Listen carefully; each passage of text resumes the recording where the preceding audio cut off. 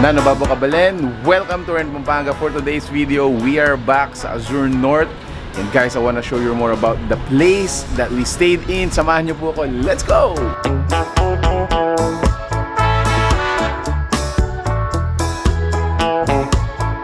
Hello. Hi, Jess. Mag-vlog na ka? Wow, Nika. Look, oh.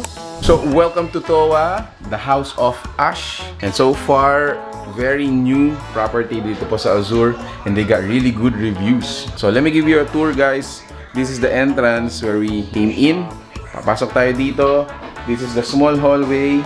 Meron tayo dito. May tao ba? Wala. So, this is the common CR. Meron din tayong shower area dito. So, still at the hallway. Dito sa left ko is the kitchen area. So, what is up, guys?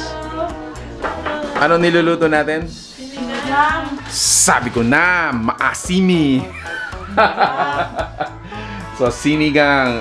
In here, guys, meron tayong maliit na dining table. Good for 4. Meron tayong refrigerator. This is a microwave oven, electric pot, air fryer, sink, stove, cabinets over here. Still moving forward. Dito sa place na naman to, yung ating living room area. So, nag-enjoy yung mga kids watching Netflix. This room is for Mark and family. What is up? Ano muna? Change diaper. So, dati, change battery. Ayan, change diaper. Kaya pala! So, this is the last room. This is the master's bedroom naman. This is the biggest room here. This is California king bed. Laki ng bed natin, king size. Dito sa section na to, this is toilet and bath. Meron tayong shower and bathtub. Ooh! Complete yung mga vanity kits natin. Ayan, sa mga amenity kits. We have a large LCD TV. Laki nito, guys. Already connected to the internet. Of course, each place is air-conditioned. And then in here, meron tayong access sa balcony, which is overseeing the building. Look at that.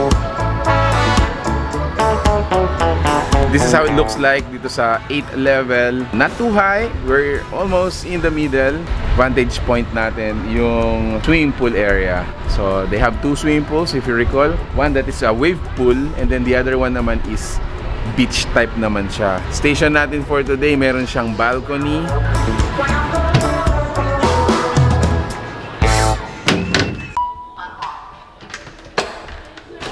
Oops.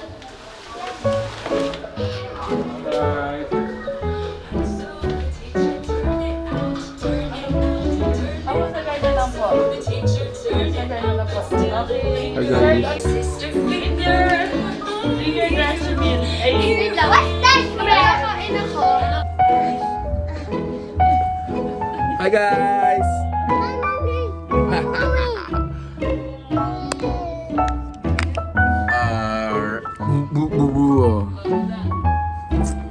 Hi guys. So right now it's a little bit rainy. There is an incoming typhoon. But then again, sabi nga, that doesn't stop us to enjoy this place. So thank you so much, THOA, the House of Ash. Even if nagstay lang kami dito sa room, super. We had our family time, bonding, Netflix. The room is so cozy. Napakasarap magstay dito. Even if hindi kami masyadong nagstay sa mga swimming pools natin dahil medyo maulan. But still, THOA, thank you so much. We had our family day. For more information, guys, check out the fan page we're gonna be including in the description below. Thank you so much for watching. Peace out.